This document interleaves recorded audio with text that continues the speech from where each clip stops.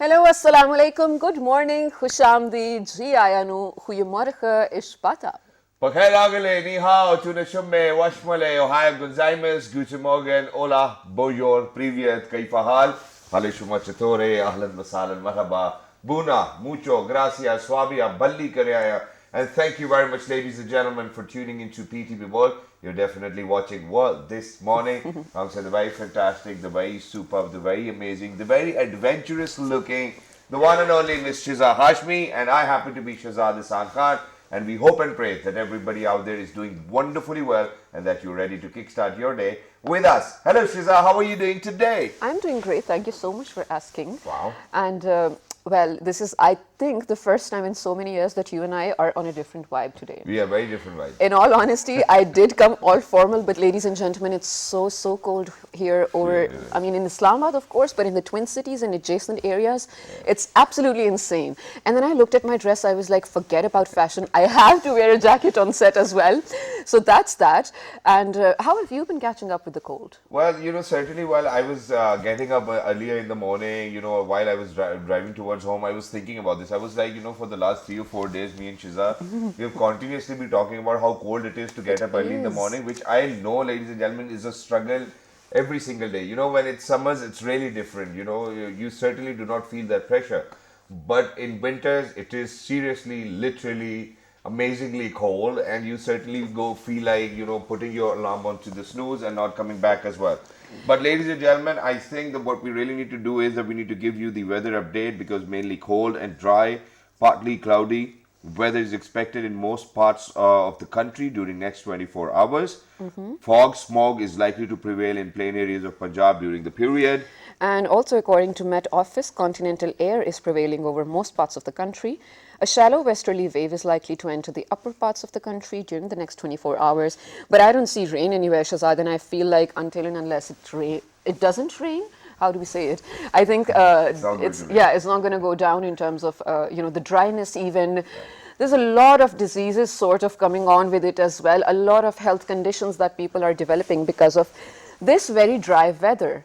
And I think it will all settle down when, inshallah, the rain arrives. Exactly. And I certainly have a good news as well, because this is something which my Apple iPhone, ladies and gentlemen, has been showing on the weather updates. What does it say? That next week, 3 days in a row, it's going to rain. So there are 50%, 60% chances, but you never know what Allah is planning, ladies and gentlemen. So, the phone can be telling you that, hey, it's going to rain probably the next 3 or 4 days, but only if Allah wills so. Inshallah, inshallah. And you know what, Shahzad, I don't know if you're going to agree with me or not, but in terms of, attempting all the daily chores that we usually do, in winter, it is so limiting. I have to think twice. You know what? I have now put priority labels on my chores. These are the ones I have to do. These are the ones I'll think twice about. Wow. Like, for example, this is really weird, doing laundry. It's so cold. Just this morning we were having this conversation. But we really hope and pray that all of you out there are going to stay safe, having an amazing day as well, and an amazing week for that matter. And in addition to that, I need to say it over here as well, that, every time you go for ablution or just washing hands as well, you come back doing like this. I swear. It's so cold, it's so cold. But other than that, ladies and gentlemen, where we are telling you that you certainly shouldn't be traveling at night time, we really need to give you a suggestion if in case you wanted to go to Tehran, Pakistan Railways is actually going to take you over there. So I think it's a good news for everybody who's out there. Shiza, please share it with the world. Well, it is definitely a good news, Shahzad, not only for Pakistanis, but okay. Regional connectivity, as we know, is one of the very important pillars of MOC's strategic trade policy framework. And speaking to the inauguration ceremony of Islamabad, Tehran, Istanbul freight train advisor said that it was heartening to witness the resumption of operations of the Islamabad, Tehran, Istanbul ITI freight train after 9 years. And you know what, Shiza, that the train will complete the one-side trip in 12 days and will go a long way in facilitating movement of goods between Pakistan, Iran and Turkey. I call our exporters to take benefit of this alternative route and mode of transport and contact MOC for any facilitation in this regard. Well, this sounds nice, and especially after it's resuming after almost a decade, right? Yeah, but I don't know what people are going to do for 12 days in a train.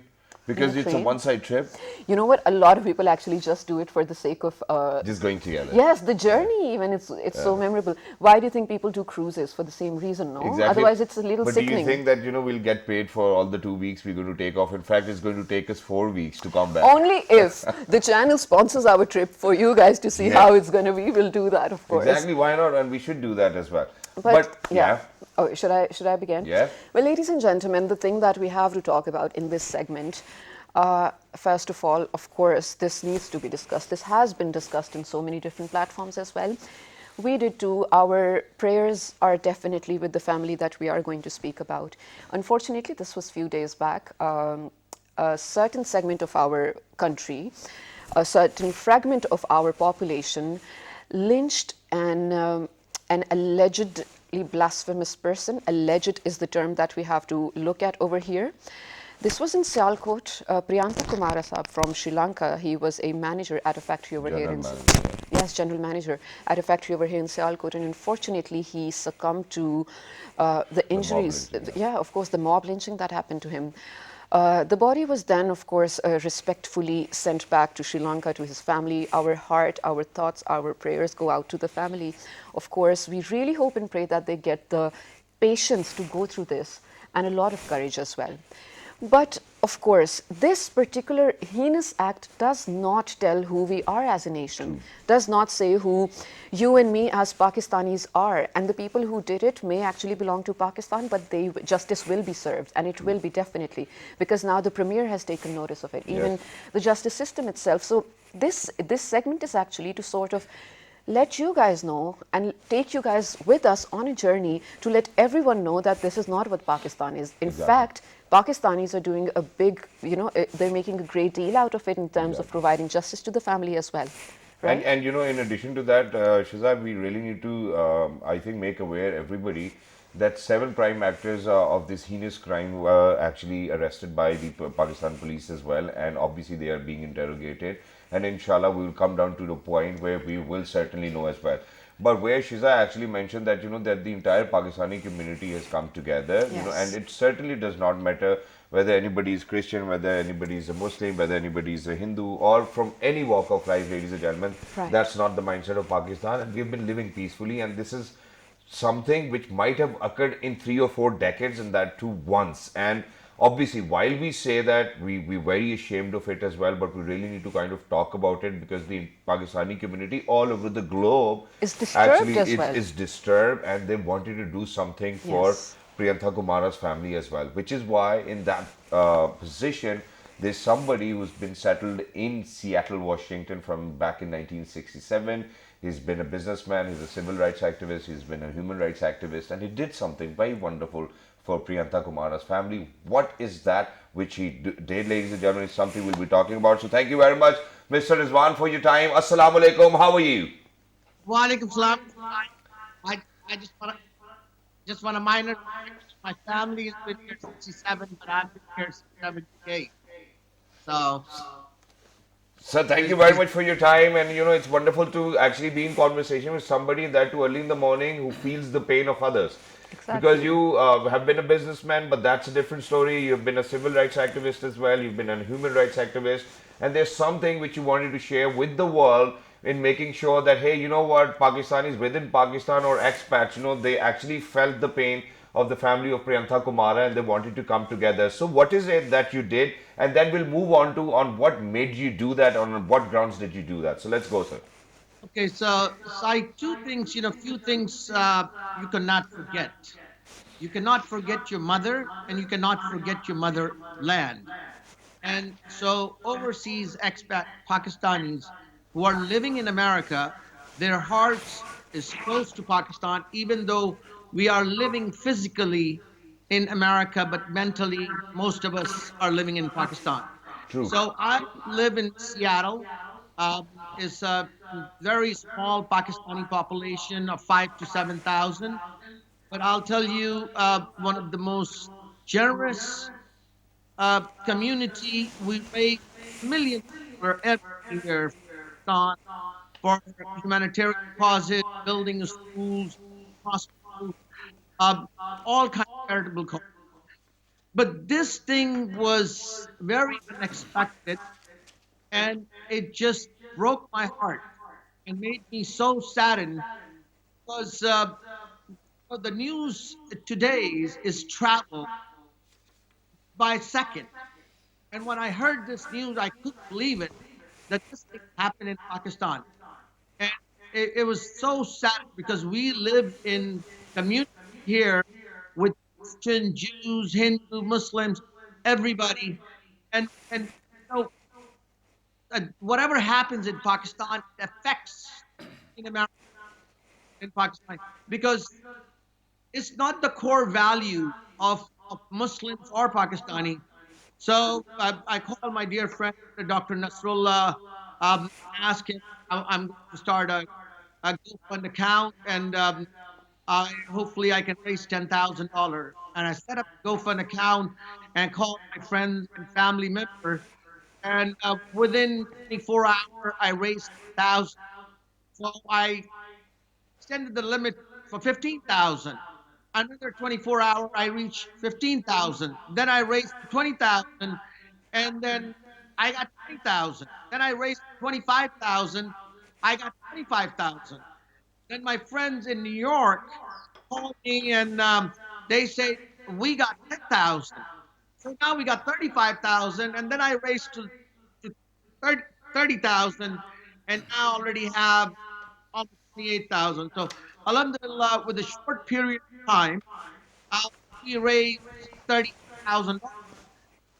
But the irony is, what our hearts break because these kind of news is impact on us very, very heavily. You know, Exactly. and there's this Albert Einstein says almost 70 years ago that the world will not be destroyed by those who do evil, but by those who watch and do nothing. Absolutely. You know, by those who watch and do nothing. And that was the saddest thing happened. The crowd and mob was there and watching, and they didn't do anything except one brave individual. I take my hat off for this gentleman. And so, these things is problematic. Um, and uh, we cannot say when we are living in a Western world and take our children out and activism, and so there's no difference in Hindutva to murder and killing in India or Zionists kill Palestinian, and we are living in a society, so we have to come out and say is wrong is wrong. And in the name of Islam, we cannot use our religion because I studied the little bit of knowledge what I have. I study and I couldn't find anywhere is blasphemy law. And it's so strange that we apply in the name of religion. And people knows extremely well uh, that our prophet's teaching and humility and humbleness and kindness. The woman, she throws garbage on him every day. The man came in Medina and was peeing in the mosque. So we have hundreds and hundreds of examples out there. And our religion is so peaceful and loving and caring. And we preach here and we fight against Islamophobia and xenophobia in America. And we tell our religion is so peaceful.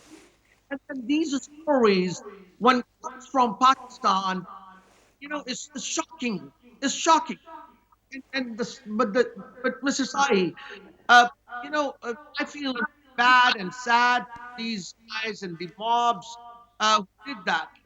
But I just don't understand one thing: that what's wrong with our alim? They know better. They know the truth. Why don't they come out and say that this is wrong? Not Right. this is Mr. Rizwan, we absolutely our agree with you, and we feel as record rather as you do. And I think first of all we have to really commend your efforts and services in this regard, how you actually brought together the Pakistani community over there in Seattle and areas around that as well. Congratulations on that. We are really proud of you. But now I want you to let us know, you must be in connection with the family, of course, of Priyanta Kumara. How have they been responsive in your efforts, and what do you think, how do you think this is going to help them? And to mention over here, I think credit's due where it's due as well. Pakistan is definitely taking a bigger look at itself after this, yes, a stance as well. After this incident, really proud to say, Sialkot Bar, the lawyers actually, none of them wanted to represent the incident, which is, I think, a huge step as well. But yes, go on. How's the family been responsive? Okay, so I have not talked to the family. I'm in contact with the Sri Lankan embassy here in Washington, D.C. I have close friends who are in contact in Sri Lanka with them. Um, so my plan is to fly to Sri Lanka and hand deliver this money to Priyanta's family. Um, I also contacted the Embassy of Pakistan. I also let the Prime Minister know, and his assistant send me a text. Um, so this is Amana. The people, my friend, trusted me, raised fund, and it's my moral and religious obligation to deliver this fund directly to the hand of the widow. So that's my plan, and inshallah next year I will fly to Sri Lanka and deliver this money. But I want to say at the same time, the Pakistani community is hurt, and they are very, very generous. Of course. They're always uh, give money generously, and you know, um, I'm sorry. Right. Go on, please. We're listening. I think there's What been I'm a saying is, little technical issue or a No, no, lag I think he rather. wanted to have a sip of water. Okay, Yeah. okay. Yes, go on, please. our community in Seattle is a small city of Seattle, but the words is spread like a fire throughout Yes. America. People are start chipping $50, $100, $500, calling me, texting me, emailing me, and showing the support. So it's like a 1,000% Pakistani community got disgusted about this evil. And um, uh, I have to tell you, the overseas Pakistanis love Pakistan. You know, we live here. Basically, we live pretty much all of our lives here. Uh, but our hearts beat when we hear when anything it comes. We need to build a school. We need to build a hospital. Uh, we are here, and but at the same time, through your TV connection, and I want to give a message to all the Pakistanis. That when you see evil, please speak out. Please speak out and say that this is wrong. When President Donald Trump put the travel ban in America, my friend Bob Ferguson from the state of Washington, Attorney General, he took President of the United States to the court, and we won the case in my state. So that's wonderful, and we almost do that every single day. I think everybody away in Pakistan is self-aware as well, and not just that. I think everybody has this actualization to themselves that we really need to speak about all of these ill incidents which do take place, which is why in seconds the news was with you or with the expat community, and we truly appreciate that for all of those expats, the way they have contributed towards Pakistan, just in terms of foreign remittances. I think that's great for us as well, because that's how Yes. and why the economy has been working and vibrant till date as well. So the all the actions taken by the expat community are commendable, but it's not that everybody over here has put hands onto their eyes and blindfolded themselves as well. Everybody is making sure that such an incident does not occur again. Now, so what happens is that when we talk about developing countries, obviously these mindsets are being created by a certain fragment of the society just so that they can disrupt and derail the process of evolution we are going through. And God forbid, we know that just by sending them this aid money, it won't do any good, or it's not going to bring back Priyantha Kumara. But obviously, in future, the kind of life Priyantha Kumara's children will have, I think it will have an impact on that, and we certainly want to thank you about that. But sir, just towards the end, what I want to ask you is that God forbid, if you do see a certain fragment, you actually are, as of now, speaking from a country which is one of the most developed countries, and such incidents occur over there almost every single day. You spoke about Islamophobia as well. And to kind of consider that, or having said that, I'm not saying that it's all right to happen. What I'm saying is that I feel sorry about it. And that, God forbid, the more we talk about it, obviously the authorities are going to focus on who those vulturistic people were. And everybody needs to be brought down to justice, and we believe in our justice system as well. How do you think that the developed country, as developed as USA, has curtailed with this issue of kind of blaming somebody, and that too out of the context of religion, because this is something which needs to be proved in the first place? So I think that all of those Yes, people, 7 people who've been arrested, they will be interrogated. But how do you think that all of these problems were being coped up by United States of America for that reason? if they were. They are These sound police. problems occurs every day in America.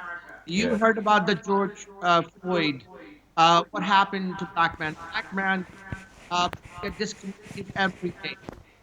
They get incarcerated every day.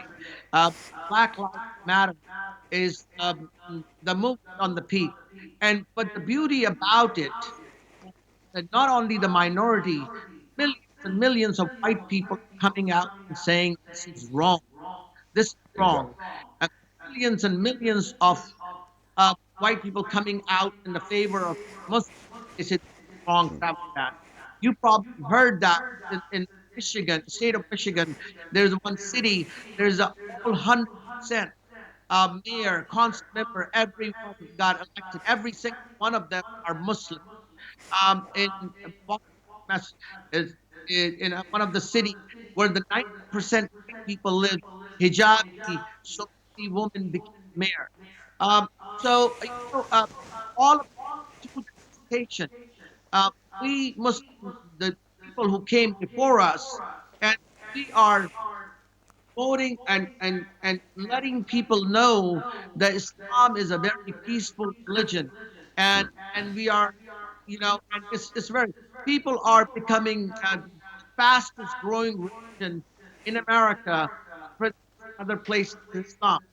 And so what I'm saying is, uh, you know, these things, as Bernard Shaw came and he said, when I went to the East, I saw a lot of Muslim, but I didn't find Islam. I came to the West, I didn't see any Muslim, but I found Islam.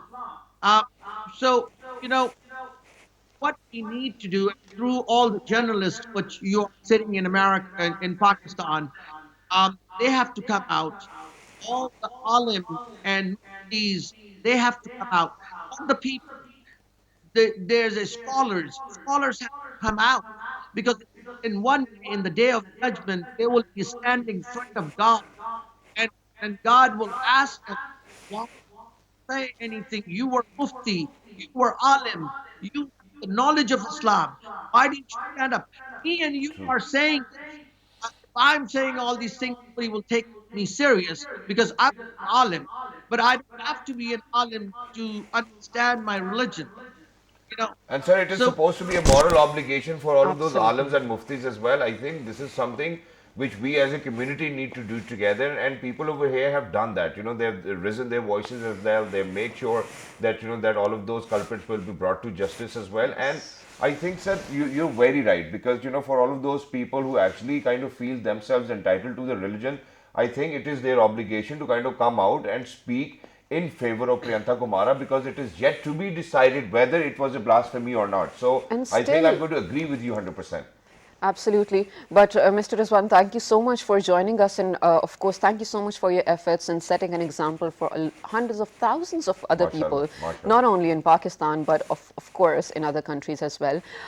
We really hope and pray that you get the ajr for this, inshallah. Ameen Sabah. Thank you so much for And the joining entire us. expat community, and for everybody who actually was there with you when you started this drive. And we hope and pray that with I know that, it's just a gesture of fairness that you want to kind of extend on behalf of all the Pakistani community towards Priyantha Kumara's family, but we hope and pray that, sir, that it's going to do a lot of good to them as well, Inshallah. because unfortunately what happened is something which we can never forget, and we will Yes. never let that happen ever again, God forbid. Yes. Thank you very much, Rizwan sir, for being with us. Wonderful to be in conversation. Thank you. Thank you. Thank you very much. And Shazad, I think I'm so happy to actually have spoken about it and to actually have gotten someone who is doing something about it, who feels so deeply about it as well. Yeah. Ladies and gentlemen, this is what we need to, as a nation, of course, come together and realize this is not what Pakistan is. This is not what Pakistan stands for, first of all. What we were separated for, for other nations as well. This is not what we are. This is definitely not Islam. Islam literally means peace. So Exactly. this is not peace, of course. And in addition to that, Shiza, I think with growing populations, this is something which every country will have to go through. Because, where we speak about minorities, I think, ladies and gentlemen, Pakistan happens to be one of those countries which has never been in the news because of the fact that, that the minorities are not getting their rights. This is something which has never ever happened away in Pakistan. You come down to PTV, you will see how everybody's working in harmony and they're so well in sync as well, and that everybody's having a cup of tea together. So the culture is really different. We Yes. still, I think what we really need to do is that we really need to give the police officers and the department the time to kind of figure out what really went wrong there. Yeah. And only then we should actually come up with a statement, because this way we might be hindering the process of investigation, and we certainly do not want to do that. But while we speak about growing population, Shiza, I think because every year, there are new 80 million babies, Yes. all over the globe as well. And they are as cute as everybody. So everybody wants to have babies as well. But over in Pakistan, but the problem is that we certainly are not educated on how to plan our families. Yes, and one more thing that really bothers me lately, and of course people are doing something about it, experts are, the government must be. We are really proud to talk about the 63 or more percent of the youth bulge in Pakistan, And not what they're going to realizing, do with the population of yes, Pakistan. Yeah. not realizing that there's also going to be we're going to be the new baby boomers again, I feel like. I mean, with Well, I don't. unless we are well educated and well informed about family planning. And don't you think so? You disagree? No, I don't think so, because the population growth rate over here in Pakistan is only 1.93%. Only So क्या होता है? only is 1.93%. I mean, even if it was somewhere around 20, 30, 40%, we would be like, okay, it's going to kind of double in like 2 years or 3 years time. Okay. So I think we would want experts to kind of talk about this. But ladies and gentlemen, today we gather over here because from the age I am or I belong to, I when we used to be in front of televisions all day long watching dramas, which was our teen years. I still remember that there was this campaign going on television where how family planning ladies used to go to different Okay. rural areas and kind of be in conversation with the women of rural areas to kind of convince them that how important is their health in terms of looking after their family and imparting education to their kids. Number one. Yeah. Number Okay. two, now there are two facets to this, and how they never showed that how, because obviously at the back it was a challenge to kind of convince the husbands of all of those ladies as well that hey, you know Right. what, you really need to stop, or probably there are these techniques which way your wife is actually going to be healthier, the mother of your child is going to be healthier as well. And Shiza, what happens is that when you talk about a developing nation, and with developing nation you actually have this challenge of growing population. There are limited resources, then there's Yes. education, then there's nutrition. We live in a country where almost half of the population is growing up with stunted growth, or it's not literally growing because it's stunted growth or malnourished. So how do you think that we can actually just keep on going producing babies without bringing the fathers or probably those boys who really need to kind of behave in a way where they're going to look after their wife's health or their kids' Absolutely. health as well, and then in a way kind of bringing up a very beautiful family which is healthier, wiser and educated, and that they can utilize all the resources whatever they have towards them. So to talk about this, ladies Yeah. and gentlemen, I think what we really need to engage with is boys engagement for advancing family planning and reproductive health rights. this is something I want you to focus on as well, because this is something we've never spoken about. So Yes. without any further ado, ladies and gentlemen, we're very lucky that we've actually been joined by somebody who happens to be the technical advisor at the UNFPA, representative of Pakistan. He himself happens to be. He's Dr. Asif Wazir. Hello, sir. Assalamu alaikum. Good morning. How are Walaikum you? salam. I'm fine. I'm fine. I'm good. How are you? Absolutely perfect. Thank you very much for joining us. It's wonderful to have you. And such organizations just as UNFPA, ladies and gentlemen, there's one more thing I want to mention. Now, imagine that for all of the shows I've been doing, for example, may it be on the national status of women, may it be on the national rights for children, UFPA has always been a key contributor. May it be the Khadijatul Kubra Awards, may it be people who are living with disability day, because I hosted all of these shows, ladies and gentlemen, Yeah. and yeah, every organization always came up to me and be like, "You really need to talk about UNFPA because they have actually played a key role. Otherwise, it won't have been possible for us to do that."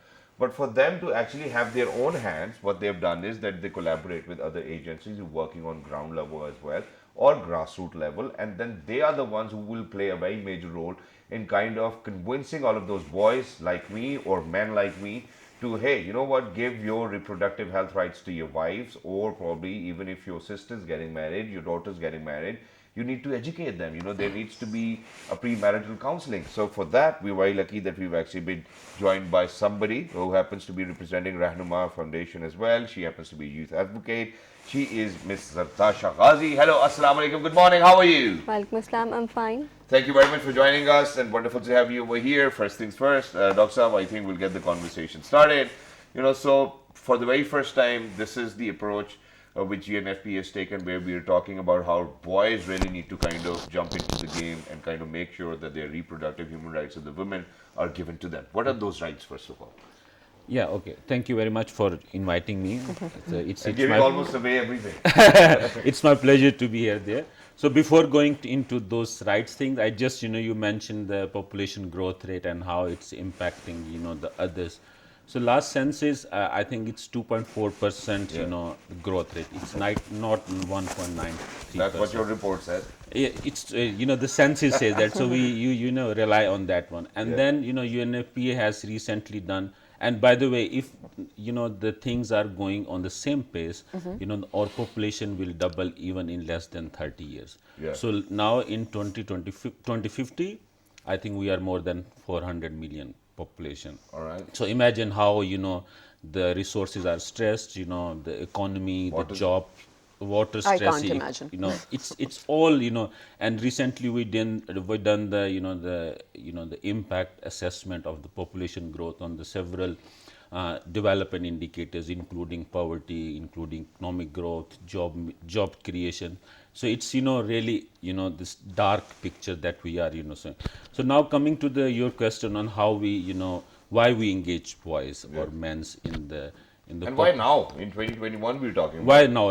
You see, in the when the population program started in '65, and then its pace is low, and then slightly boom up in the '90s. But all of the focus was on the women's, the contraceptions. They are engaging women's. Pakistan is one of the best country who introduced the lady health worker programs. It's a community program. The women go door to door and educate the women and providing the services or the referrals to the the facility. Pakistan did achieve some progress, but not at that level. And since 15-20 years, we are seeing a stagnation.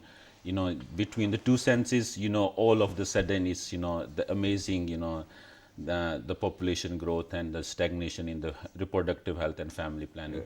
You see, in Pakistan society, the men is really not not in Islamabad, What you but would say. Yeah. not in but in the most rural disadvantaged districts, men is more responsible, is a decision maker in the family. It's a patriarchal system. Patriarchal system, decision on the women's health, decision on the family size, Almost on everything. everything, almost ये everything. जूती क्यों पहनी है? Exactly. Yeah, So, as meager as so that. even the woman is not allowed to go alone in the Yes. health facility to seek the service. So I think that's a really important thing to involve the men in the discussion. How many children we have, not women have, we have. Exactly. and what is the the education and others things. And then there are two further arguments. One is the Quranic thing. See, the Allah in the Quran is also saying act as a responsible parents, spacing at least 2 years, feeding, lactation, Yeah. and ask the men to for the nutrition of the child and the women.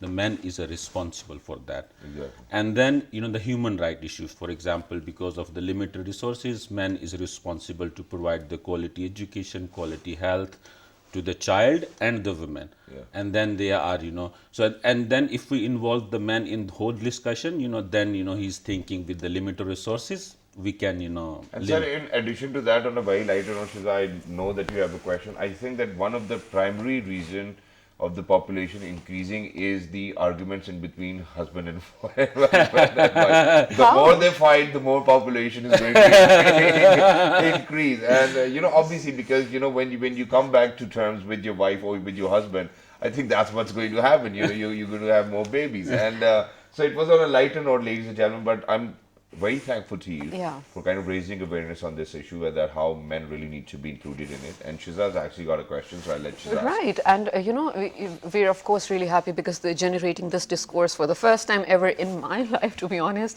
I'm happy to see this.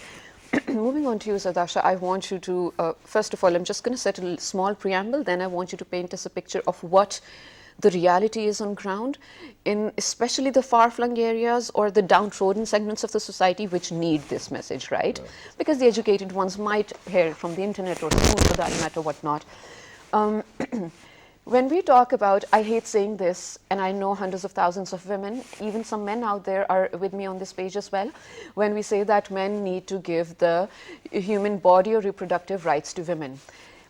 Yes, it sounds funny, but can you believe it? This is the situation.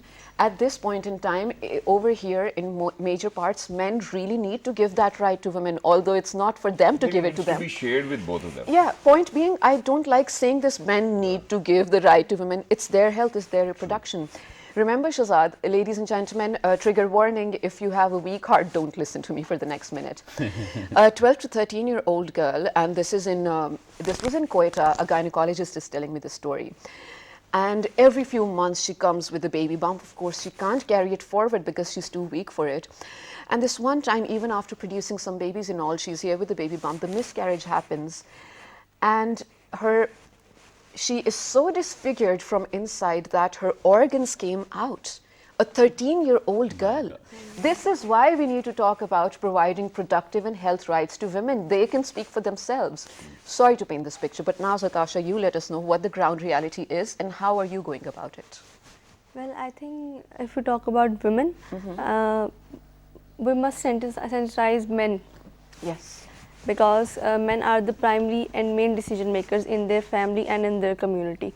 So in order to let them think or realize that they need to give women space, I think we need to generate policies at programmatic and public level, because in that way I believe that we only sensitize them, aware them the realities and what we can say.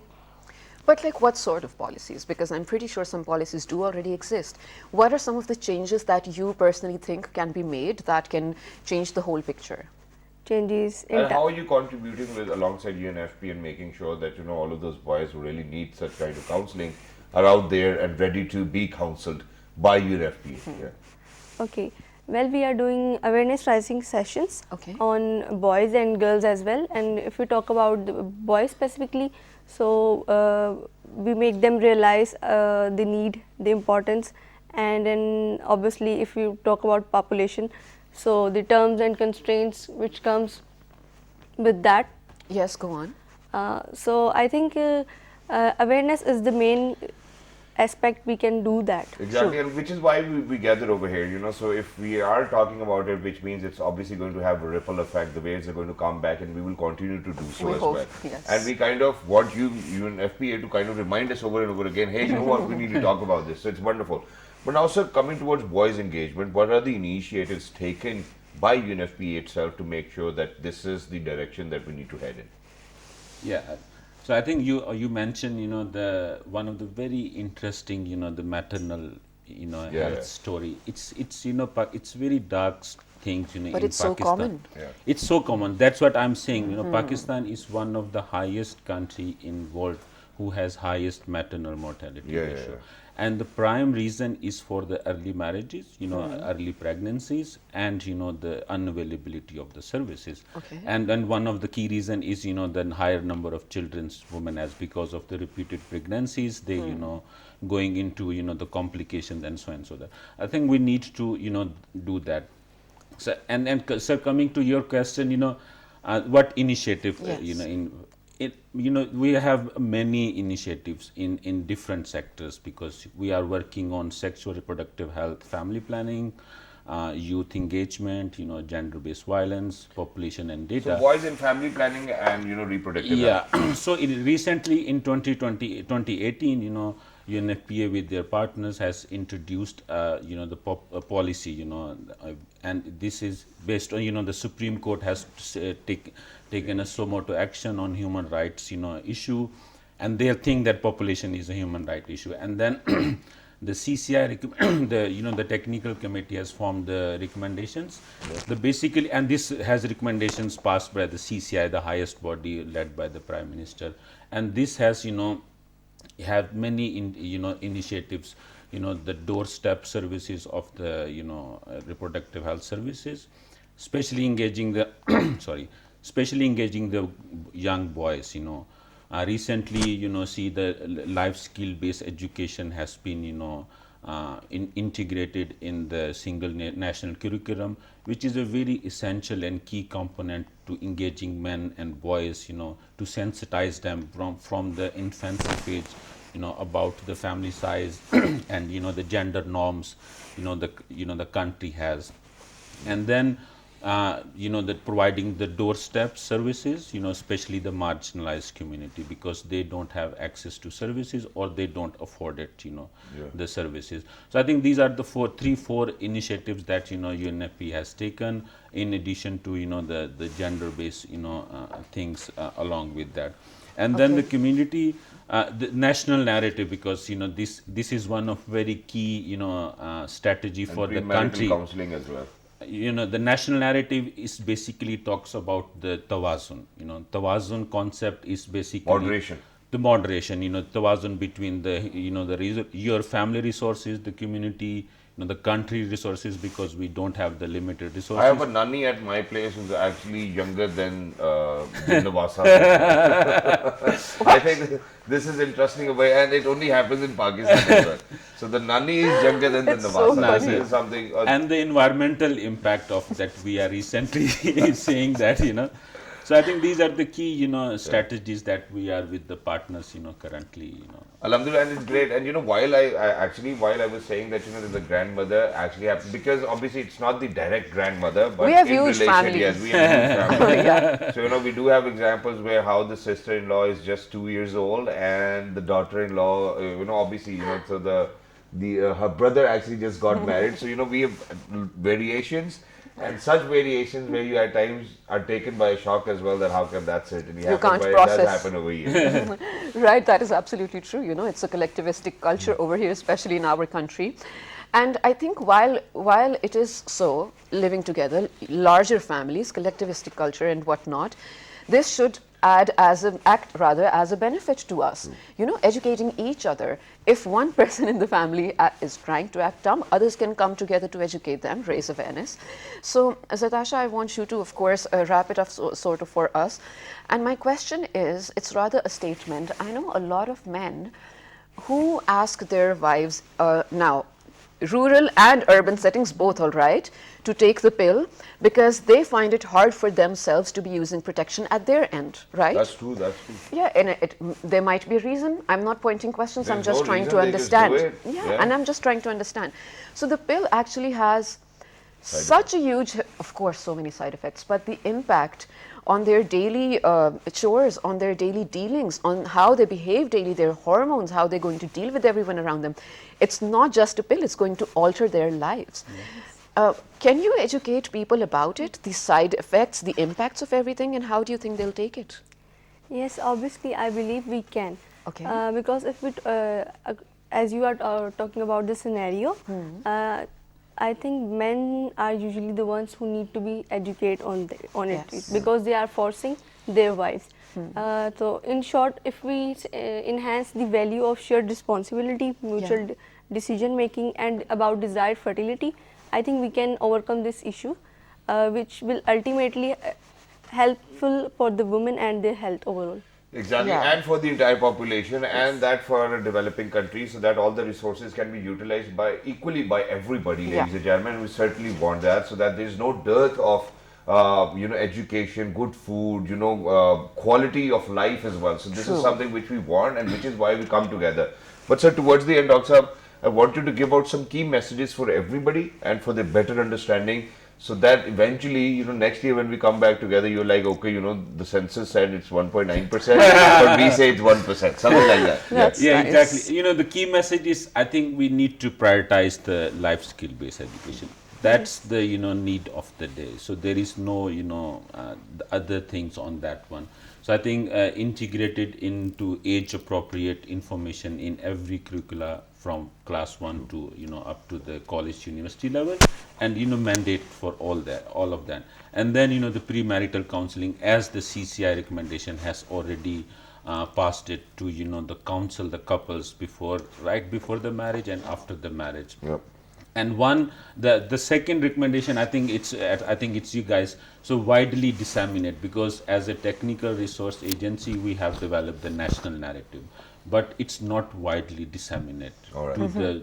to the masses through media. It's not one time, but the multiple times, from social media, the community awareness, the concept of tawazun, especially to the young boys, how they are planning their Exactly. families. So I think that's, and then the provision of the family planning and reproductive health services to the boys, because right now, the facilities are not really, appropriately giving the services to the young people. True. So they are, they are left behind. There is a stigma, many other issues, and especially, so I think we need to those three key messages. So I think, and Wow. definitely after the event we are, discussing again, so we will think that okay, the population is, on a balance. Going down. Inshallah. So thank you Yeah. very much, Dr. Asif, for being with us. Thank you very much, Natasha, for being with us. Lovely to be in conversation with you and to be talking about such an important topic.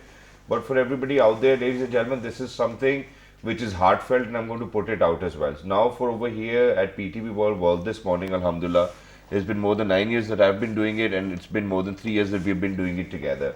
And we've almost talked about from issues curtailing from breast cancer to whatever you can think of. Yes. That and we go out in 46 different countries. We are the foreign for the foreign community which lives within the country, and obviously outside the country we are actually doing shows for the people who happen to be the think tanks of the country. But I think that the media, which is primarily in Urdu, they really need to kind of take up all of these shows and kind of understand that this is the way we really need to move forward in, ladies and gentlemen, because Absolutely. we do kind of cover a smaller segment of the society over here, the very educated one, and they primarily know all of these things, alhamdulillah. Yes. And this is an assumption, but this is a very fair assumption on my behalf. But I want the people who communicate in Urdu or probably have shows in Urdu which can have a larger impact to kind of come together to spread this message, and that way we will prosper together. Absolutely, and we really hope and pray that the kind of messages we're trying to give out stay with those people. Exactly. I want to wake up in a world, or rather in a country, where every day I'm not questioned or labeled of my choices that I'm making for my family, right? Anyway, till the next time, ladies and gentlemen, we want you to give us your feedback and any sort of questions if you have on all our social media pages with the name of. Well, this morning on your television screens down below. And the repeat of this show you can catch at 5 past midnight, ladies and gentlemen. It's been a fantastic show, and the repeat's going to be as fantastic as the show was. So look after yourselves. 1, 2, 3. Good morning. morning. Take care. Thank you very much.